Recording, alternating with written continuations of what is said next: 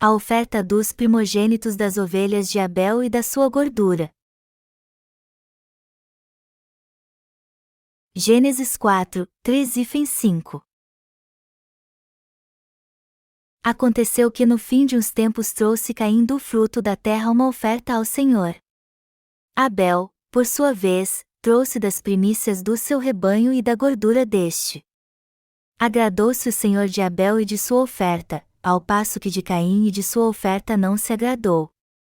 Irou-se, pois, sobremaneira, Caim, e descaiu-lhe o semblante.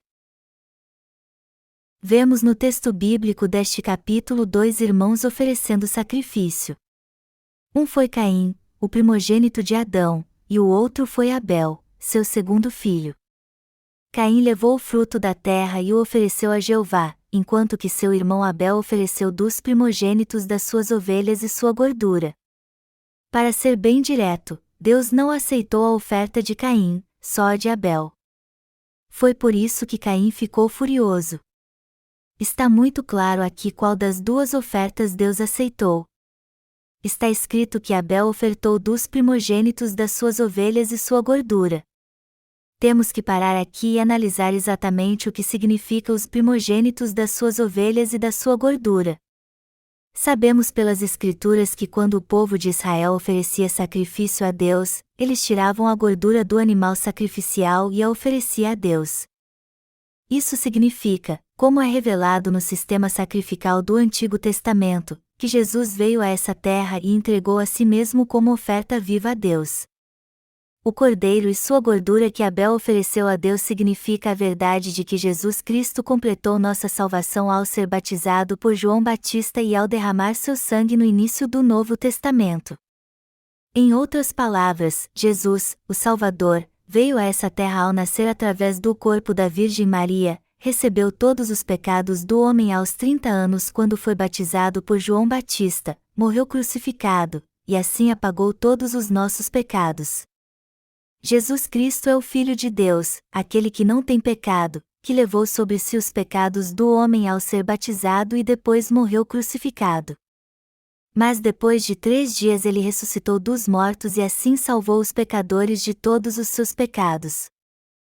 Em outras palavras, ao enviar Jesus como o Cordeiro sem defeito, Deus salvou a todos nós de uma vez por todas dos pecados deste mundo, assim como Abel foi aprovado por ele quando teve fé nesta verdade. Já que Jesus é o Filho de Deus e recebeu os pecados do homem ao ser batizado, ele teve a obrigação de pagar o preço por estes pecados com seu precioso sangue. Por isso que ele foi rejeitado por seu próprio povo, sentenciado à morte na corte de Pilatos, recebeu 40 chibatadas menos uma dos soldados romanos, e derramou seu sangue na cruz. Jesus passou por tamanho sofrimento ao morrer na cruz justamente porque foi batizado por João Batista. E ao derramar seu sangue na cruz, pouco antes de morrer, ele bradou em alta voz: está consumado. João 19h30, mas depois de 3 dias no túmulo ele ressuscitou dos mortos. Jesus nasceu numa pequena cidade chamada Belém quando veio a essa terra. Mas ele cresceu em Nazaré, na região da Galileia. Jesus só começou oficialmente seu ministério público e a fazer as boas obras da salvação para livrar o homem de todos os seus pecados quando completou 30 anos. Melhor dizendo, ao ser batizado por João Batista, ele levou os pecados do mundo de uma vez por todas, e ao derramar seu sangue, ele salvou os pecadores dos seus pecados. E eu vou repetir esta verdade novamente: Jesus veio mesmo a essa terra, levou os pecados do mundo ao ser batizado por João Batista, morreu na cruz, ressuscitou dos mortos após ficar 3 dias no túmulo, ascendeu aos céus 40 dias após ressuscitar e, assim como foi para o céu, com toda certeza voltará. Foi esta exatamente a essência da fé de Abel quando ele ofereceu dos primogênitos das suas ovelhas e sua gordura a Deus. No capítulo 3 do Evangelho de João, Jesus fala claramente do Evangelho da água e do Espírito a Nicodemos. Ele diz: só quem nascer de novo da água e do Espírito poderá ver o reino de Deus e entrar nele. E isso é verdade, pois Jesus não mente. A água no capítulo 3 de João se refere ao batismo que Jesus recebeu de João Batista, e o Espírito significa que ele é o próprio Deus. Então, Jesus foi o próprio primogênito das ovelhas e o Filho de Deus. O que Jesus fez quando veio a essa terra? Ele levou sobre si todos os pecados do mundo ao ser batizado de uma vez por todas e ao morrer na cruz pelos nossos pecados, e foi justamente esta obra da salvação que Jesus realizou por nós. Em outras palavras, quando Jesus fala em nascer de novo em João 3:05, o Espírito aqui se refere à gordura do sacrifício citada no texto bíblico deste capítulo. Por isso que a Bíblia diz que Jesus foi gerado pelo Espírito ao ser concebido por Maria. Jesus Cristo é mesmo o próprio Deus. E Ele, que é o Espírito Divino, veio a essa terra conforme a nossa semelhança, num corpo carnal através da Virgem Maria. Este Jesus Cristo é o nosso Deus e Salvador. Jesus Cristo veio a essa terra e completou a boa obra por nós. Em outras palavras, ele levou todos os nossos pecados ao ser batizado, derramou seu sangue e morreu em nosso lugar, e então ressuscitou dentre os mortos. Tudo isso para completar sua obra nessa terra. A obra que Jesus fez quando esteve nessa terra é o ministério simbolizado pela oferta de Abel, ou seja, o primogênito das ovelhas e sua gordura.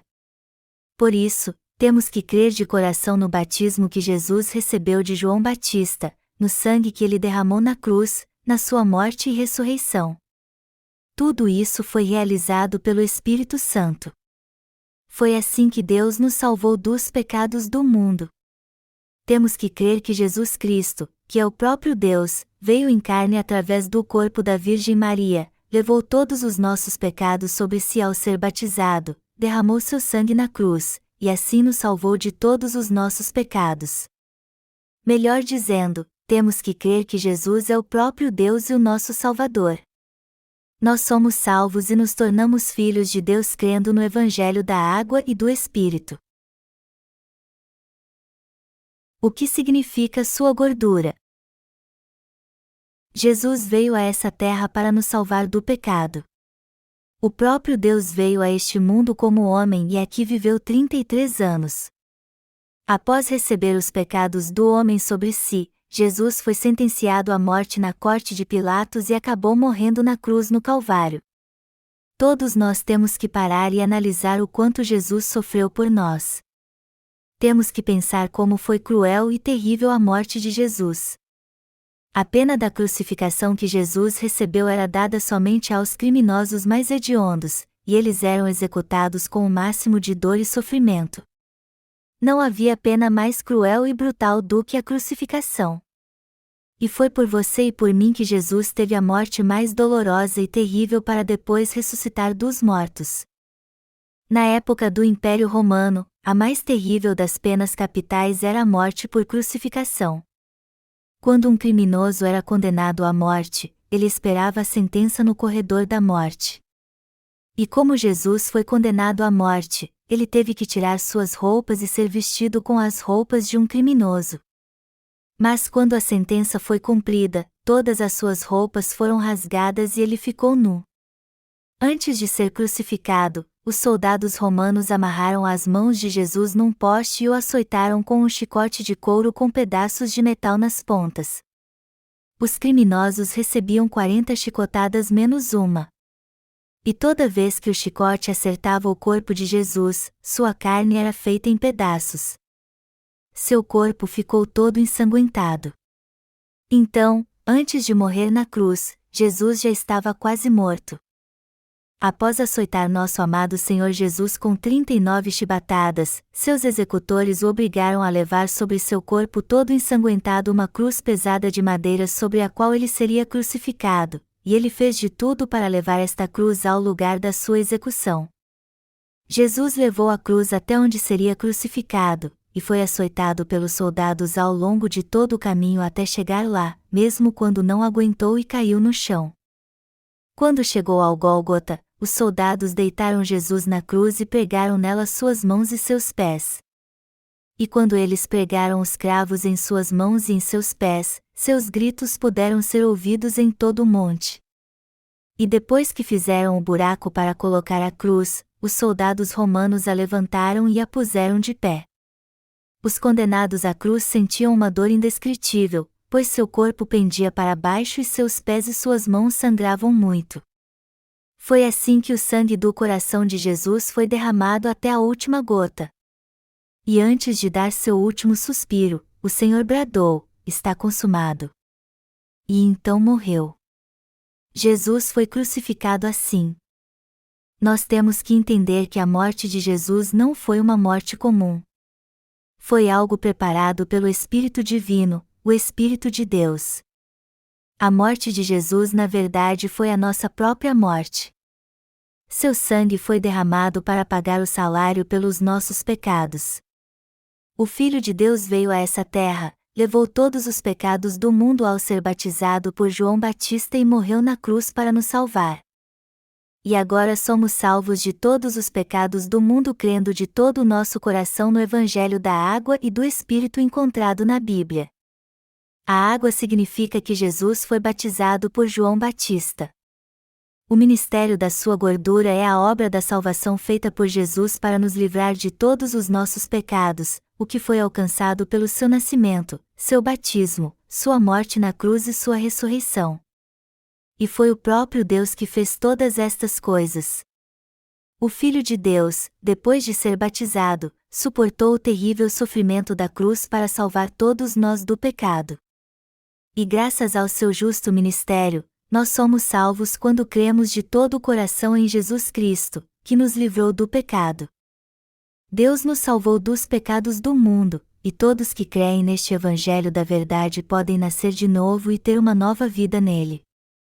Nós que nascemos de novo crendo em Jesus, que nos salvou com o Evangelho da Água e do Espírito, a salvação agora chegou a nós. Jesus Cristo, que é Deus, veio a essa terra encarnado como um homem, foi batizado por João Batista, morreu na cruz por nós e ressuscitou dos mortos para nos trazer de volta à vida. E ele fez tudo para se tornar o nosso Salvador. Tudo que o Filho de Deus fez ao vir a essa terra compõe o Evangelho da Água e do Espírito. E tudo isso aconteceu porque Jesus, que é o Filho de Deus, veio a essa terra e levou nossos pecados ao ser batizado e crucificado para pagar o salário pelos nossos pecados. O fato de ele ter sofrido tanto assim também faz parte da sua obra de expiação, na qual ele foi condenado por nós por causa dos nossos pecados. Biblicamente falando, Jesus Cristo de fato é Deus, ele é o unigênito de Deus. O texto bíblico deste capítulo nos diz que Abel ofertou a Deus dos primogênitos das suas ovelhas e sua gordura. E esta oferta demonstra sua fé, e significa que ele cria em tudo o que Jesus fez, ou seja, Jesus veio a essa terra num corpo carnal, levou sobre si todos os pecados do homem ao ser batizado, foi torturado, morreu na cruz por nós e ressuscitou dos mortos. Jesus, que é Deus, entregou seu próprio corpo a Deus como propiciação para nos salvar do pecado. Foi por isso que Jesus recebeu nossos pecados ao ser batizado e depois foi crucificado. E ao fazer tudo isso, ele nos salvou da condenação do pecado. Portanto, é muito importante crermos na verdade do Evangelho da Água e do Espírito, e temos que buscar a Deus com esta fé. Só dessa forma ele aceitará nossa fé assim como todos nós como seus filhos. Jesus de fato é Deus. Os livros didáticos seculares ensinam que Jesus é um dos 4 grandes sábios deste mundo, mas isso é um grande absurdo. As escolas seculares ensinam seus alunos sobre os 4 sábios deste mundo. São eles Sócrates, Confúcio, Buda e Jesus. E nós respeitamos estes homens de caráter excepcional, como Jesus. Faremos uma comparação agora com estes 3 homens desta terra e Jesus Cristo. Siddhartha Gautama nasceu num pequeno reino no clã Shakya, que ficava perto da capital de Kapilavatthu, nas partes altas das montanhas do Himalaia, e que fazem fronteira com o Nepal e a Índia.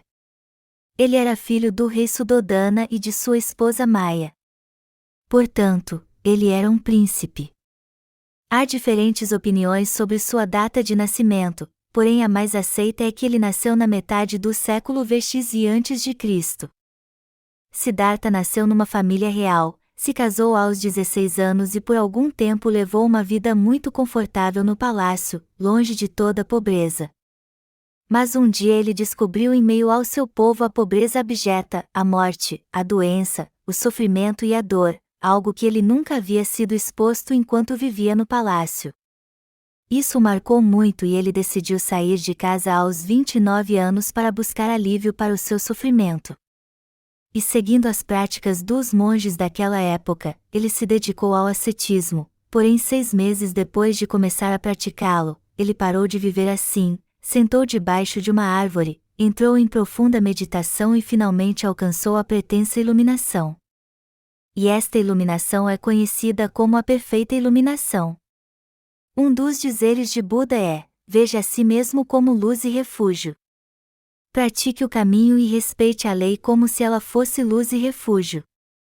Dizem que ele falou isso para os seus discípulos quando estava prestes a morrer. As palavras do seu mestre chegaram ao fim. Mas não pensem que eu estarei longe de vocês. As leis e estatutos que eu lhes ensinei serão seu mestre depois da minha morte. Este homem terreno que deixou seu status de príncipe para resolver os problemas da vida do homem deu origem ao budismo, uma das maiores religiões do mundo hoje em dia. O segundo sábio, Sócrates, nasceu em Atenas por volta de 469 a 399 a.C. As pessoas o consideram o pai da filosofia. A palavra filosofia vem de duas palavras no grego, philos, amor, e sofia, sabedoria, conhecimento. Na verdade, esta palavra nasceu porque o próprio Sócrates dizia que era um amante do conhecimento, ao contrário dos sofistas da Grécia Antiga que se diziam sábios. Sócrates enfatizou a necessidade de dar valor à alma, psique, ponto. Ele perguntou a si mesmo: o que é mais importante para mim? E todos os dias tinha conversas filosóficas com todo mundo. No entanto, isso o levou a ser acusado de blasfêmia e de corromper os jovens. Ele então foi julgado e condenado à morte segundo as leis vigentes. Enquanto ele estava preso, seus discípulos fizeram um grande esforço para salvá-lo, mas Sócrates recusou sua ajuda, não quis fugir e bebeu veneno. Ele mostrou na prática o que ensinava sobre a obediência total à lei, defendendo que mesmo que a lei fosse injusta, ela tinha que ser obedecida. É daí que vem o seguinte provérbio: lei é lei, mesmo que seja injusta. Sócrates incentivou a todos a procurar entender sua própria ignorância sobre o sentido da sua existência, e também a fazer perguntas importantes sobre os temas acima. Mas é claro que ele não tinha resposta para todas estas perguntas. Ao contrário, o motivo do amor de Sócrates pelo conhecimento, filosofia, era sua própria ignorância sobre a razão da sua própria existência, o que o levava a buscar sempre uma resposta definitiva. Por isso, ele nos deixou a famosa frase: conhece a ti mesmo, mostrando que o entendimento filosófico mais importante era o reconhecimento da própria ignorância. O terceiro deles foi Confúcio, 552-479 a.C., que nasceu de uma linhagem real da dinastia Shan no fim do outono ou do inverno, 770-403 a.C., no calendário chinês. Ele ensinou muitos discípulos a praticar a virtude, a como se dedicar à sua prática.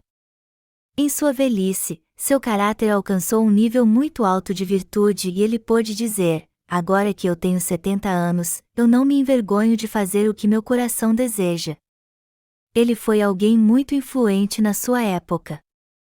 Como mandarim, filósofo e mestre, ele foi um sábio muito importante junto ao seu povo, alguém respeitado por praticar o que ensinava.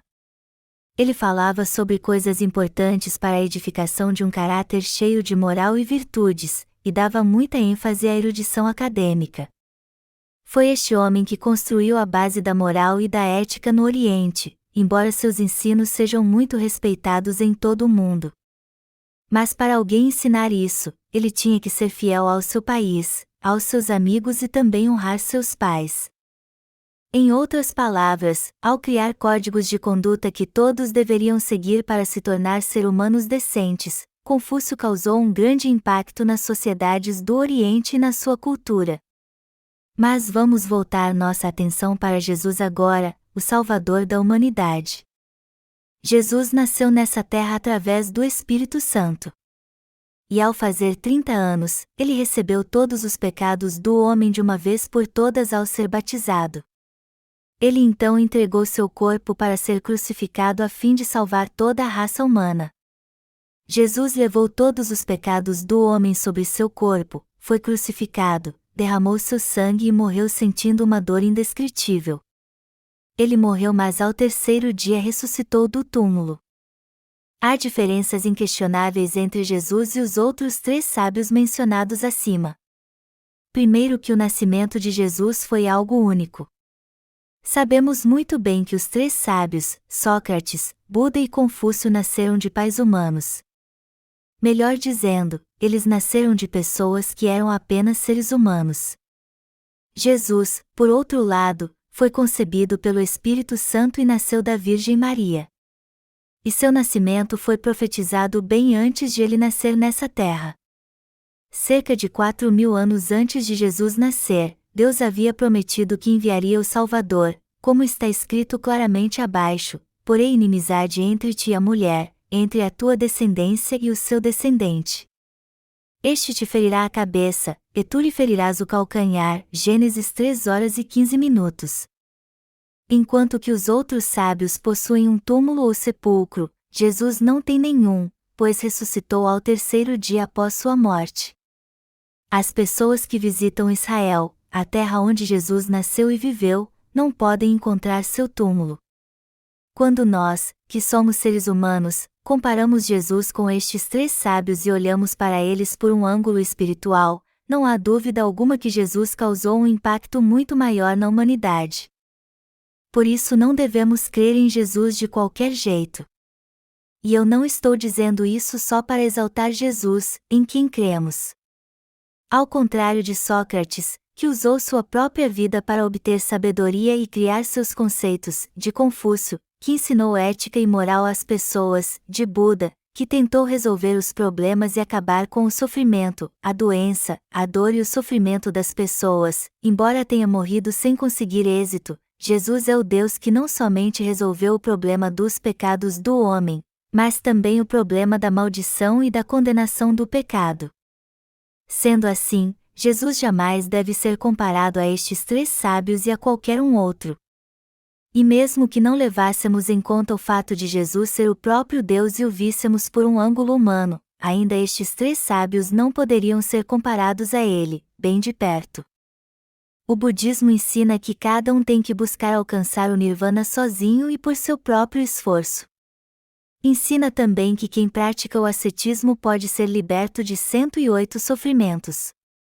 Exige que seus seguidores carreguem um saco de trigo na cabeça por 4 quilômetros e enterre cada grão no chão até que o saco esteja vazio. Mas por que tal prática é exigida no budismo? O budismo crê que a prática do ascetismo pode purificar. Eles afirmam que, através de um ascetismo rígido, é possível viver com Buda, ou seja, se tornar um Deus vivo. Em outras palavras, o budismo ensina que não há Deus à parte do ser humano, pois todos podem ser deuses se levarem uma vida virtuosa assim.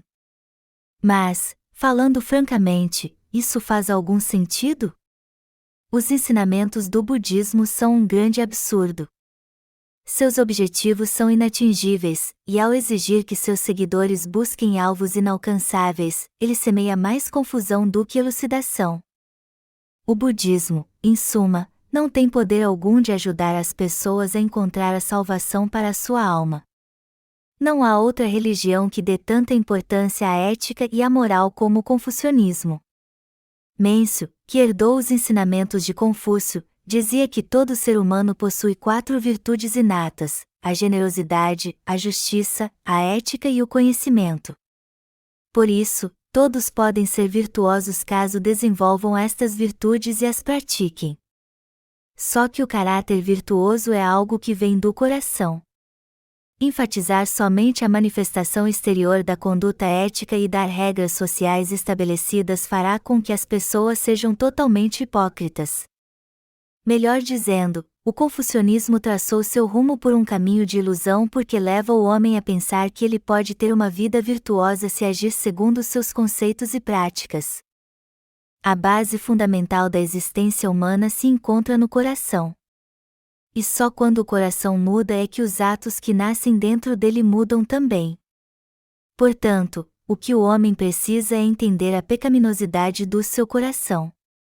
E, além disso, entender que a situação do seu coração corrompido é pior do que sua conduta errada. Vale a pena considerar que filósofos influentes do nosso tempo trouxeram de fato algum benefício à humanidade.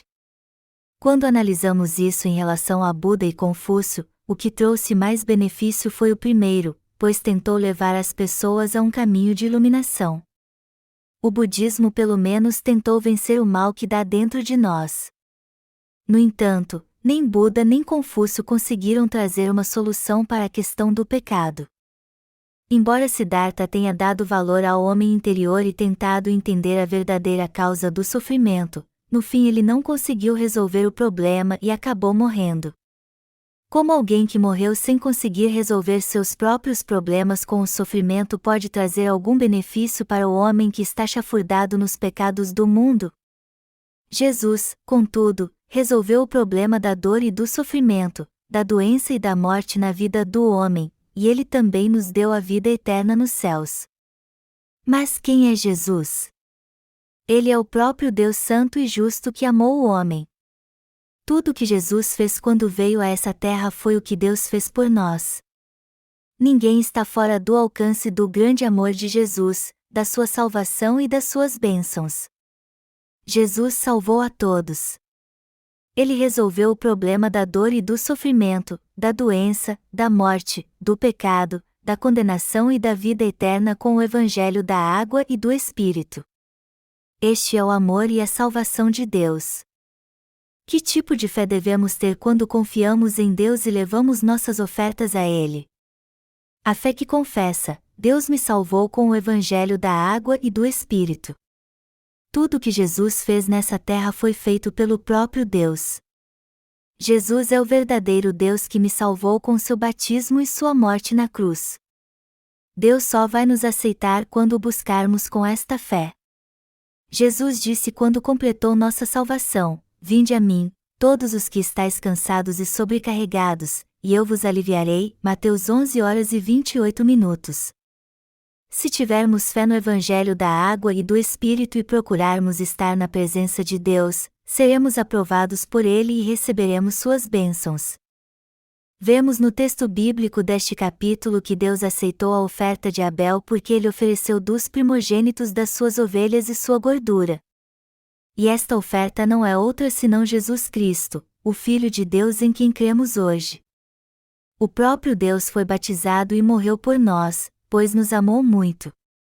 Melhor dizendo, nosso Senhor é o primogênito das ovelhas, e para nos salvar, foi batizado e morreu por nós. O próprio Deus veio a essa terra num corpo carnal, foi batizado por nós, morreu na cruz e ressuscitou dos mortos, e tudo isso para nos salvar. É isso que quer dizer esta passagem, onde Abel oferece dos primogênitos das suas ovelhas e da sua gordura.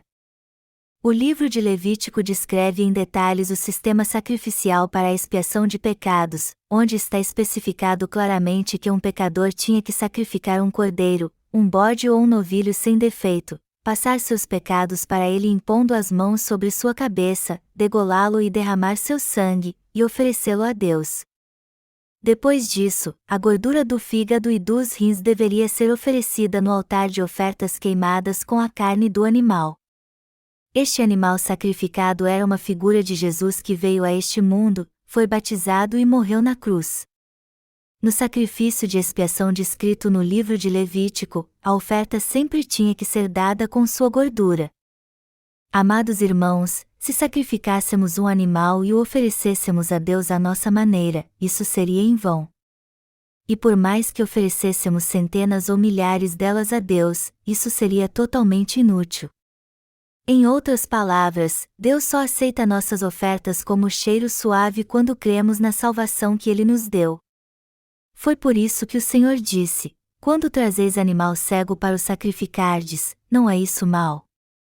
E, quando trazeis o coxo ou o enfermo, não é isso mal? Ora, apresenta-o ao teu governador, acaso, terá ele agrado e em ti te será favorável? Diz o Senhor, Malaquias 1h08.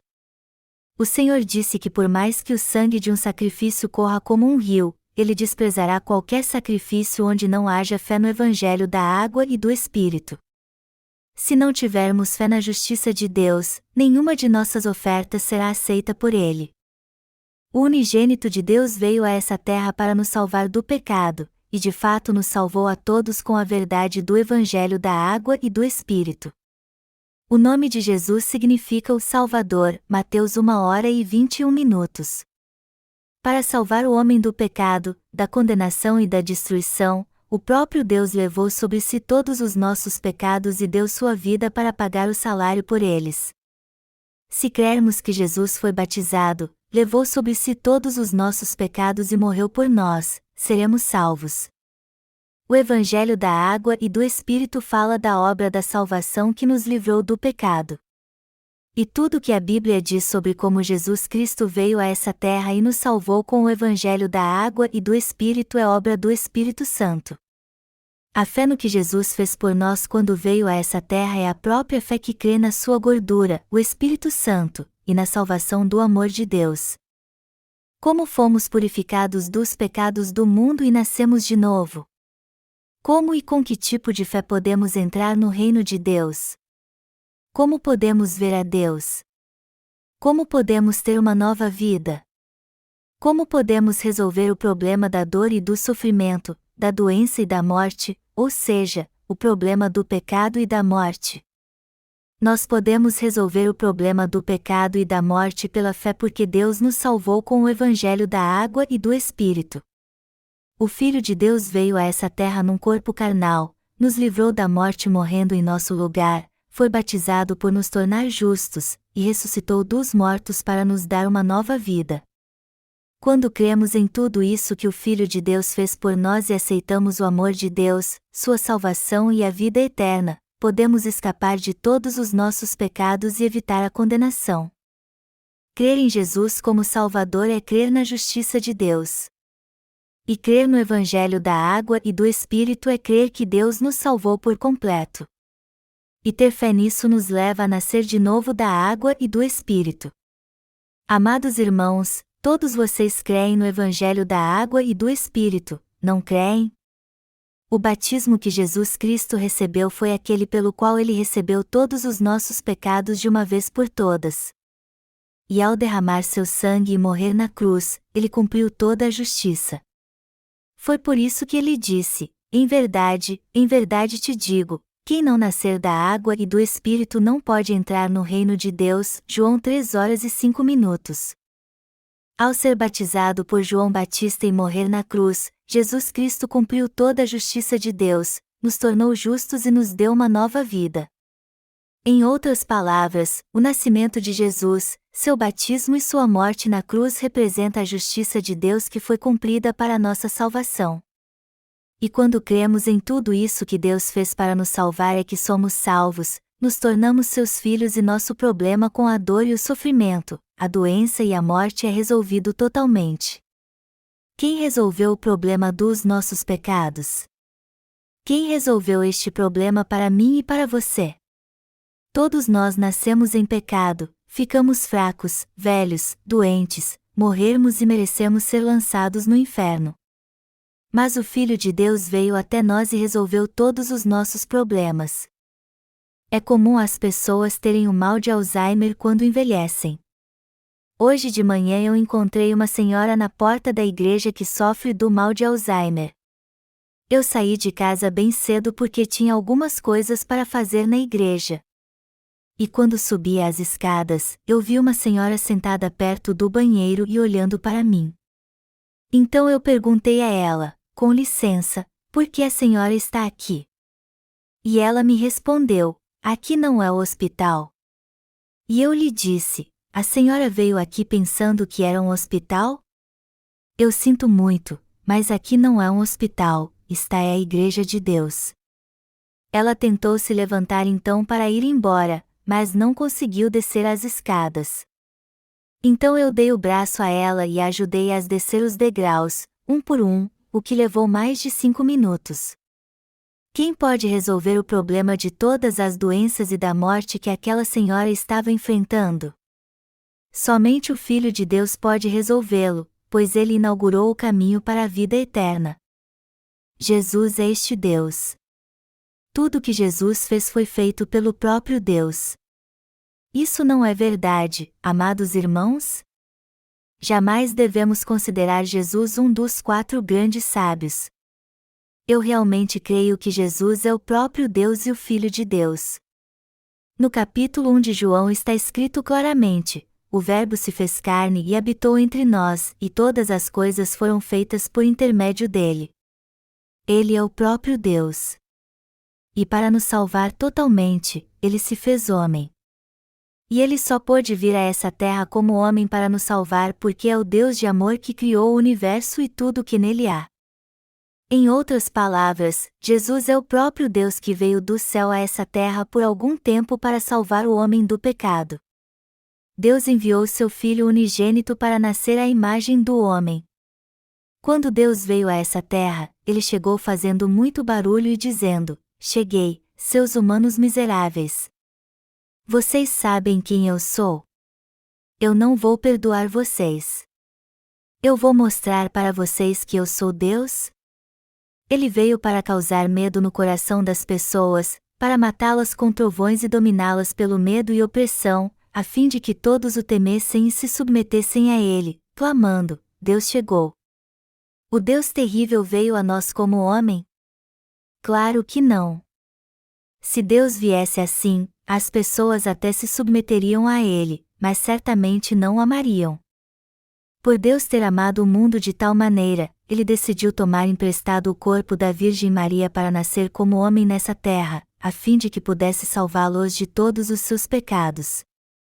Para resolver o problema da dor e do sofrimento, da doença e da morte na vida do homem, o Deus Todo-Poderoso tomou emprestado o ventre da Virgem Maria, e após passar 9 meses ali, como um ser humano comum, nasceu como nós, foi amamentado pela sua mãe e criado pelos seus pais terrenos.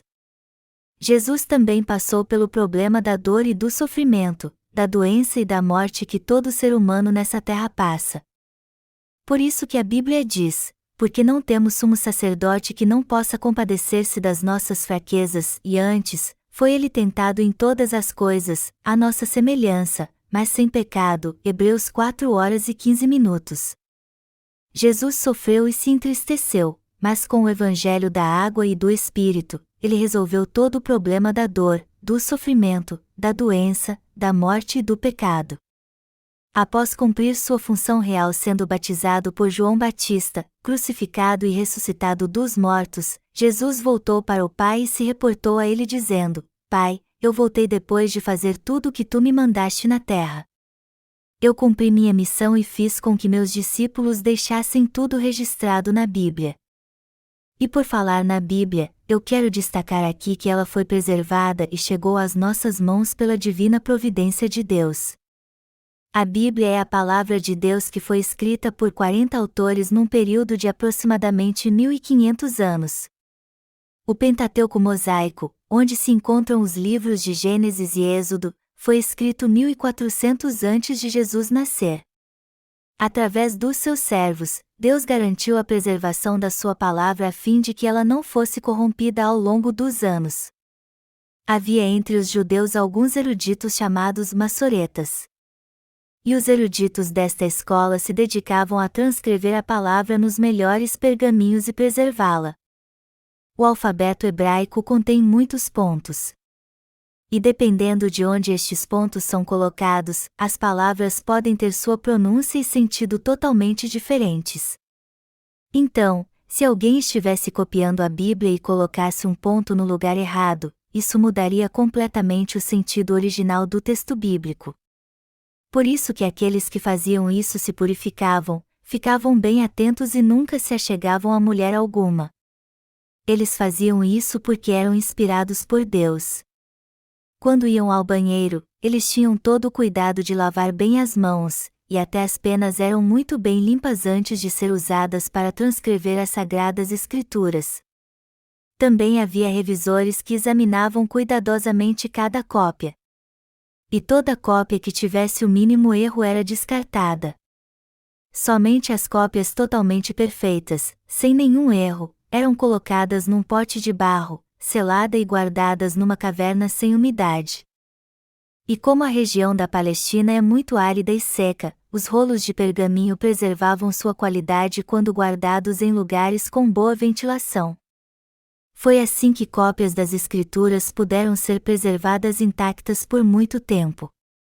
Este trabalho continuou por aqueles que sentiram o chamado para fazer isso, e através destes homens, Deus preservou a Bíblia intacta.